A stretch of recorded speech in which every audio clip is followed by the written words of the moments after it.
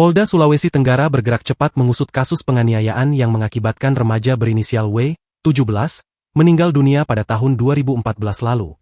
Kasus ini sempat ditangani Polres Wakatobi dan dua pelaku bernama Rahmat Ladongi dan Laode Herman divonis 4 tahun 6 bulan penjara. Namun, pelaku bernama Litao tak kunjung ditangkap 11 tahun setelah korban meninggal. Litao yang masuk daftar pencarian orang selama 11 tahun bahkan dapat maju Pilkada 2024.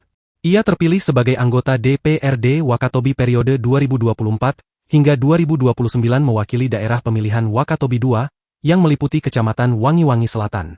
Keluarga korban pun meminta keadilan atas kasus pembunuhan yang terjadi di lingkungan Topa, Kelurahan Mandati 1, Kecamatan Wangi-Wangi Selatan, Wakatobi, Sulawesi Tenggara. Sejak Agustus 2025, Polda Sultra akhirnya mengambil alih penyelidikan kasus ini dan telah menetapkan Litao sebagai tersangka. Tim Satuan Tugas juga dibentuk untuk mengusut keterlibatan Litao dalam kasus pembunuhan. Namun pada Selasa, 2 September 2025, Litao mangkir dari panggilan pemeriksaan setelah berstatus tersangka.